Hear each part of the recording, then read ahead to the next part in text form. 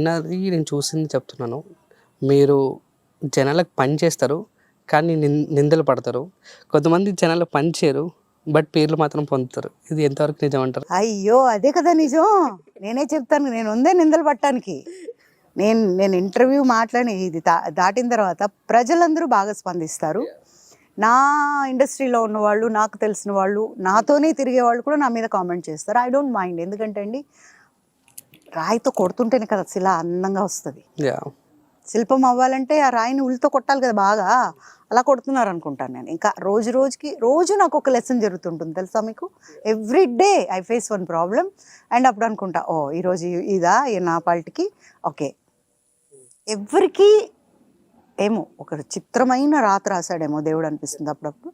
But నేనేం feel కాను. అంటే ఒకప్పుడు బాగా ఫీల్ అయ్యేదాన్ని.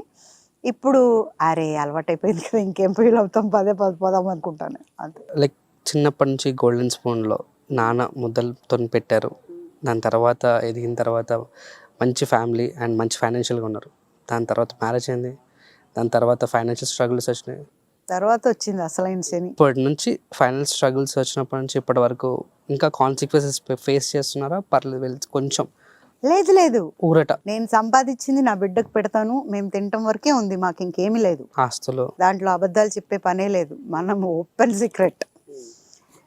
ఆస్తులు సంపాదించుకోవాలంటే కొన్ని రకాలుగా పనిచేయాలి. అవి నాకు రావు. ఓకే, ఒళ్ళొంచి చక్కగా నీ పని నువ్వు చెయ్యి అంటే మాత్రం వాళ్ళు వద్దన్న పని చేస్తాను. భోజనం ఇంకోటి కావాలనేది ఉండదు. అండ్ డిమాండ్స్ ఉండవు నా దగ్గర. పని కావాలి, నేను పని చేయాలి. ఒక్కరోజే నాకు కోట్లు సంపాదించాలని ఏం లేదు. నా బాబు బాగుండటానికి నేనేం సంపాదించాలో అది చేయగలిగితే చాలు. అంతకంటే పెద్ద ఆశ నాకేం లేదు. ఒకప్పుడు అంతకంటే చెప్పుకోలేనంత ఆస్తి ఉన్న రోజే నాకు తెలియదు నాకు ఇంత ఆస్తి ఉందని. పోయిన తర్వాత తెలిసింది, ఒబ్బో నాకు ఇంత ఆస్తి పోయిందంట అని. ఆ పోయిన తర్వాత ఇంకా దాని గురించి ఆలోచన లేదు. ఈ రోజు నా బాబుని బతికించుకోవటం తప్ప, నా బాబుని పెంచుకోవటం తప్ప వేరే ఆలోచన రాలేదు.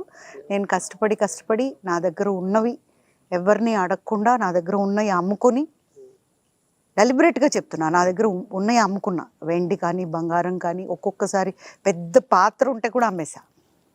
మా అబ్బాయికి ఫీజు కట్టాలి. నేనేం ఫీల్ కావట్లా. నేను అంత పెద్ద హీరోయిన్, ఇంత పెద్ద హీరోయిన్, ఇలా అలా తొక్కలో మాటలు నేను చెప్పను. చాలామంది అన్నది ఏంటంటే, సావిత్రి గారు ఎలా అయితే స్టేజ్ ఎలా వచ్చారో పూజిత గారు స్టేజ్ కూడా అలానే, లైక్ ఒక్క వరకు ఆవిడకు ఒక వ్యసనం ఉండింది. మీకు మంచి అని ఒక వ్యసనం ఉంది కదా. ఆ వ్యసనం ఇంత దెబ్బతీసేసింది నన్ను. కాకపోతే ఏంటంటే, ఒకందుకు నేను బాధపడినా, మా అబ్బాయిని బాధపెట్టినా ఎదుట మీరు నవ్వారు అనుకోండి, పోన్లే నా జీవితం ధన్యం, పాపం వాళ్ళు నవ్వారు కదా అనుకుంటా. మా అబ్బాయి ఏంటంటే, ఏం నువ్వు ఇలా చేసావు అంటాడు. రేపు పాపం రావాలి ఇలా అంటే, అవునమ్మా పోన్లేమ్మా పాపం మంచి పని చేసావు అంటాడే తప్ప ఇంకేమో. సో అలా దొందే అంతే అనుకోవటం. ఇది లేదే అన్నప్పుడు కానీ నేను అనుకుంటుంటాను, దేవుడిని ఇన్ని పూజలు చేస్తాను కదా, ఇంతమందికి మంచి చేస్తాను కదా, మరి ఎందుకని నా బిడ్డకు మంచి చేయలేదు, నువ్వు ఎందుకు ఇలా చేసావు అని అనుకుంటా. నాకు కూడా ఏం చేసావు నువ్వు, ఇన్ని యజ్ఞాలంట, హోమాలంట, దేవుడు అంట, లడ్డూలు పెట్టడం అంట, గణపతికి బాగా తింటాడు, ఆశీర్వదించవా నువ్వు అని అడుగుతాయి. ఏం ఇచ్చే పని లేదా, ఓ తింటున్నావు బాగా లడ్డూలు తెచ్చి పెడుతుంటే. అప్పుడు అనిపిస్తుంది, నాకు ఇచ్చిన ఎంత ఆస్తి ఇచ్చారు నా బిడ్డనిచ్చి దేవుడు, అంత మంచి బిడ్డనిచ్చాడు. He is first in his class.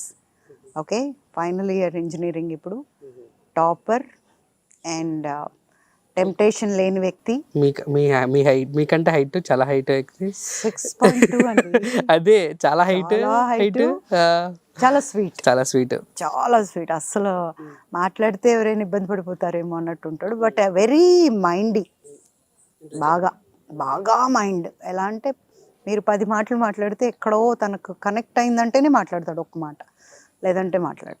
So మాకు అయితే గుడ్ న్యూస్ ఏనేది లేదా అయితే ఐ థాట్ మేము అనుకుంటున్నాం, అంటే లైక్ అందరు కూడా సెకండ్ ఇన్నింగ్ స్టార్ట్ చేసి గుడ్ లైఫ్ లీడ్ చేస్తున్నారు. పూజిత గారికి ఫేస్లో స్మైల్ వచ్చి హ్యాపీనెస్ ఉండే హస్బెండ్ ఈ పెప్సోడెంట్, కాల్గేట్ ఎవరో ఒకళ్ళు చేసుకొని ఒక మగాడు పక్కన ఉంటేనే ఆడది బతుకుతుందండి. నేను అలా అనుకోవట్లేదు.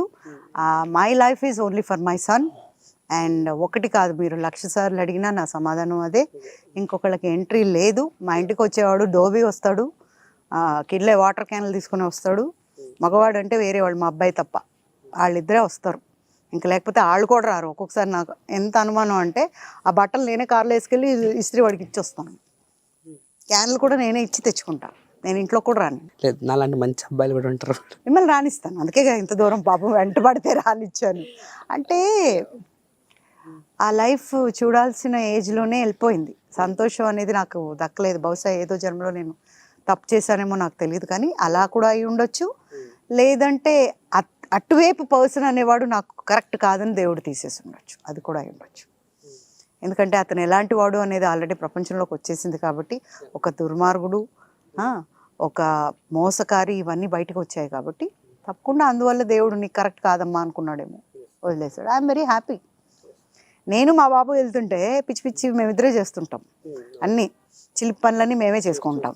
అండ్ ఎవరైనా నన్ను ప్రపోజ్ చేసినా కూడా నేను మా బాబుకి చెప్తా, అరే వీడికంట నాతో లవ్ అంటరా, ఏం చేయమంటావు నెక్స్ట్ చెప్పు, నువ్వు నీ నంబర్ ఇచ్చాను, నంబర్ ఇస్తా. మా అబ్బాయి ఉన్నాడండి, ఫైనల్ ఇయర్ ఇంజనీరింగ్, సంప్రదించండి. సాంప్రదాయంగా సంప్రదిస్తారా? ఎవరైనా వచ్చారు అలా? ఇద్దరు చేశారంట. ఐఎమ్ నాట్ ఇంట్రెస్టెడ్ అండి, sorry, you come to a wrong person, please don't disturb us. తర్వాత ఒక మినిస్టర్ నుంచి ఆఫర్ వచ్చింది నాకు, ఇది చెప్పాలి. చెప్పండి. మినిస్టర్ నుంచి, ఎవరు పేరు వద్దు పాపం, మినిస్టర్ నుంచి ఆఫర్ వచ్చింది. ఆయన ఏదేదో చెప్పాడు, బాబు మీద ఇన్ని కోట్లు పెడతాం, అన్ని కోట్లు పెడతాం, మీరు మా ఎడ్యుకేషనల్ ఇన్స్టిట్యూషన్స్ చూసుకోవాలి, మీరు నా జీవితంలోకి రావాలి అంటే మర్యాదగా అడిగారు. నేను చెప్పాను, లేదు సార్ నాకు ఇంట్రెస్ట్ అంటే, ఇంత మీ బాబు కోసం కష్టపడుతున్నారు కదా, ఒక్కసారి వచ్చి పడుతుందంటే నేను అన్నా, పెళ్ళికి భోజనానికి వెళ్తాం, అది మనకు ఇన్విటేషన్, దానికోసం వెళ్తాం, అంతేగాని తేరగా వస్తుంది కదా అని తినడానికి అయితే వెళ్ళాం సార్, అదొక మర్యాద. తింటామో తినమో మొత్తం ఊరికి అలా టచ్ చేసి వస్తాం, రైట్? కాబట్టి నాకు అలాంటిది లేదు.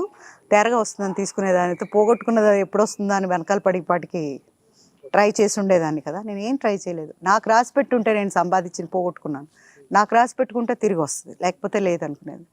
అదే ట్విస్ట్ ఈరోజు ఏంటంటే, ఆ కేసు తిరిగి ఓపెన్ చేశారు. యాక్చువల్గా 7 ఏళ్ల నుంచి అటకెక్కి కూర్చొని ఉంది.